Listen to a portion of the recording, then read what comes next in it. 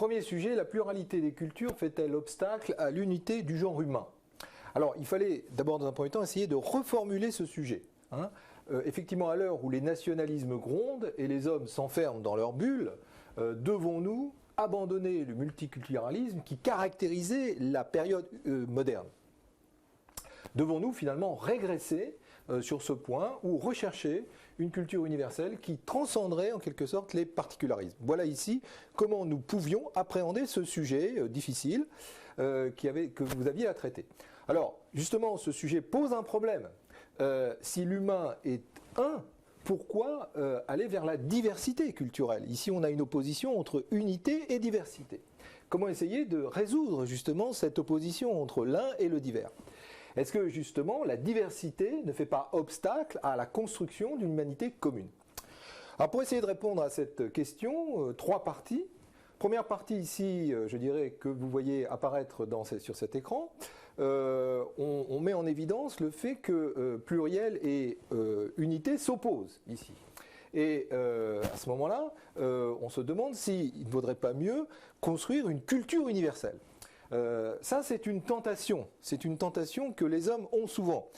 Chercher en quelque sorte à construire un humain universel à partir d'une culture universelle. Mais là, sur ce point, nous pouvions, par exemple, encore une fois, il n'y a pas de référence obligatoire, mais nous pouvions mobiliser Kant, qui, dans la critique de la raison pure, nous met en garde contre cette tendance, malgré tout. Et nous dit qu'il faut toujours être critique soi-même lorsque l'on cherche à construire cet homme universel. Alors, attention, ici, sur ce point, peut-être on pouvait rajouter éventuellement que Kant nous dit que cette recherche d'humanité universelle reste un idéal. Mais il ne faut pas confondre l'idéal et l'illusion. Alors, justement, peut-être là, justement, construire une deuxième partie. Comment faire pour rester critique, pour rester vigilant? Est-ce qu'il ne faut pas, justement, rester avec l'autre, avoir besoin de l'autre? Et là, on pouvait essayer de montrer, justement, que l'autre s'exprime, existe par sa culture. Et là, nous pouvions montrer dans une deuxième partie que nous avons besoin, justement, de pluralité de culture, parce que cette pluralité de culture permet la coexistence des individus, et surtout, elle permet à l'autre de s'exprimer. Et c'est ce que, par exemple, nous montre très bien Homère dans l'Odyssée.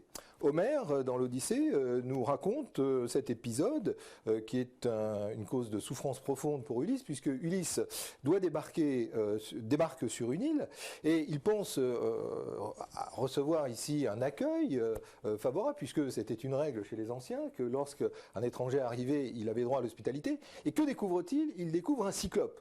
Et ce cyclope, nous dit Homère, justement, il a l'œil sur le front. Pourquoi il a l'œil sur le front? Parce qu'il n'a pas de recul, justement. C'est ce qu'offre la culture. La culture offre un recul. Et donc, ce premier élément, ce cyclope n'a pas de culture, il n'a pas de recul. Il est en quelque sorte complètement tourné sur lui-même. Et surtout, nous dit Homère, justement, il rejette l'autre, il dévore l'autre.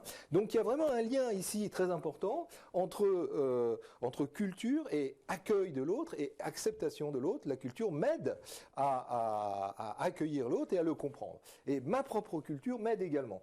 C'est ce qu'on pouvait aussi éventuellement mobiliser Ricoeur dans ce très beau texte qui est soi-même comme un autre. J'ai besoin, en quelque sorte, de connaître l'autre pour me connaître moi-même. Mais alors, justement, en quelque sorte, terminer sur cette troisième partie, en essayant de montrer que précisément il y a une vigilance à avoir sur ce sujet. Cette vigilance, c'est de faire en sorte de ne pas croire que malgré tout cette culture va me servir à, comment dire, cette culture va faire en sorte que va tout me permettre. On peut aussi s'enfermer dans une culture.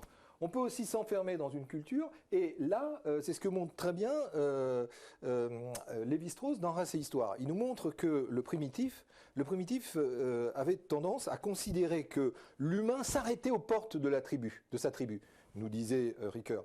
C'est un peu ce que nous faisons souvent avec notre culture. Nous croyons que notre culture, en quelque sorte, c'est la seule culture. Mais là, ici, est-ce que nous ne confondons pas culture et particularisme?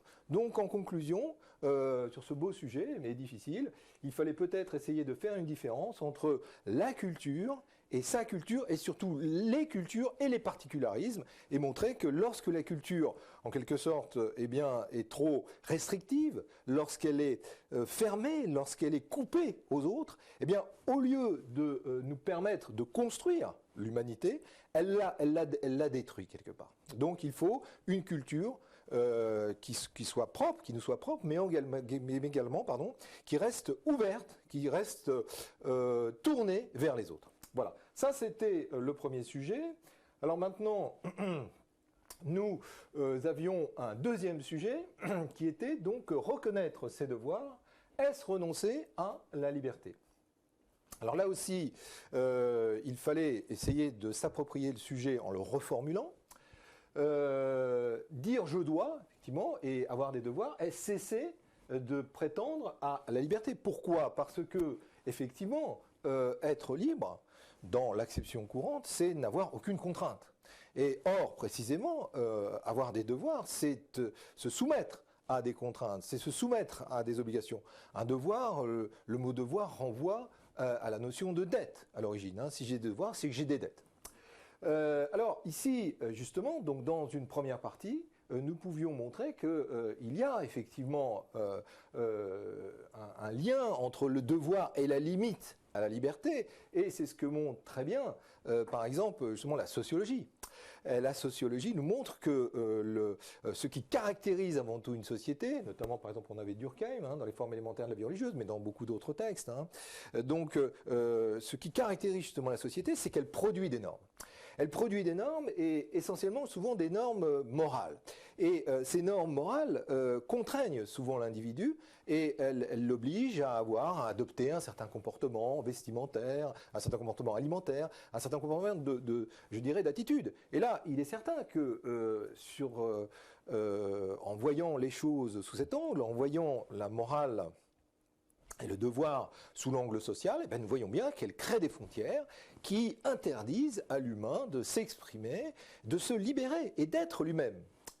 Mais alors, justement, dans un deuxième point, est-ce qu'il n'y a pas une tendance un petit peu, je dirais, extrême de certaines personnes qui considèrent que pour être libre, il n'y a qu'une seule solution, c'est de se libérer des contraintes sociales et de dire moi, la société, après tout, j'en ai rien à faire.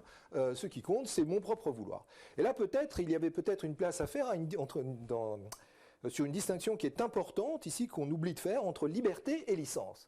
Est-ce que ces personnes qui considèrent que être libre, finalement, c'est laisser tomber toutes les contraintes sociales, est-ce que ces personnes ne confondent pas liberté et licence ? Et est-ce qu'ils ne confondent pas l'homme avec une bête brute, finalement ? Et là, nous pouvions convoquer, par exemple, pourquoi pas, encore une fois, il n'y a pas, il faut bien le dire, d'abord de références obligatoires. Les références ne sont les grands auteurs ne sont qu'un moyen pour nous accompagner dans une réflexion qui doit être personnelle, rappelons-le. Mais ici, justement, donc, nous pouvions par exemple convoquer Rousseau dans le contrat social, qui fait une différence entre l'état civil et l'état de nature. Finalement, cet humain qui croit qu'il peut se libérer totalement des normes sociales, n'est-il pas un être un petit peu brut, un petit peu trop naturel en quelque sorte, qui oublie qu'il y a deux types d'état pour l'humain, l'état de nature mais l'état civil aussi. Et en français, civil a donné civilisé. Peut-on être libre sans être civilisé ? Et est-ce que la société ne m'aide pas à me civiliser ? On le voit très bien, par exemple, avec ce très beau film de Truffaut, L'enfant sauvage. Cet enfant qui, finalement, s'est coupé de la relation avec les autres et qui, à un moment, ne parvient plus même à vivre, à s'accomplir lui-même et se réaliser. Et justement, peut-être une dernière partie, dans une deuxième partie, il s'agissait peut-être de dire, finalement, mais qu'est-ce que c'est être libre ? Est-ce que être libre, malgré tout, c'est se soumettre, comment dire, être contraint par les normes sociales ? Non. bien sûr. La liberté renvoie à une acception, à un terme beaucoup plus ouvert, beaucoup plus profond. Être libre, c'est d'abord et avant tout se libérer. Se libérer, d'abord, évidemment, d'une société qui, parfois, nous empêche d'être nous-mêmes et qui nous interdit d'affirmer notre singularité. Être libre, c'est affirmer sa singularité, mais c'est peut-être plus encore. Ce n'est pas sa singularité, je dirais, apparente, c'est une singularité profonde, une singularité dont nous n'avons pas toujours conscience et qui implique un travail constant sur soi pour se libérer progressivement, pour se désaliéner en quelque sorte. Et là, par exemple, nous pouvions parfaitement, mais encore convoquer beaucoup d'auteurs, mais pourquoi pas Spinoza, dans l'éthique, qui nous dit qu'être libre, c'est vivre selon sa nature, vivre selon, je dirais, comment dire, ce qui est profond en nous et qui ne demande qu'à s'exprimer, qui ne demande qu'à s'externaliser pour aller vers les autres. Et c'est pour ça que nous avons, il ne faut pas oublier les autres. Les autres sont nécessaires pour nous aider à en quelque sorte, voir les moments dans lesquels, parfois, justement, nous sommes à l'écart de nous-mêmes. Il y a ce fameux proverbe qui dit, finalement, je vois très bien la paille de l'autre, mais je ne vois pas la poutre qui est dans mon regard.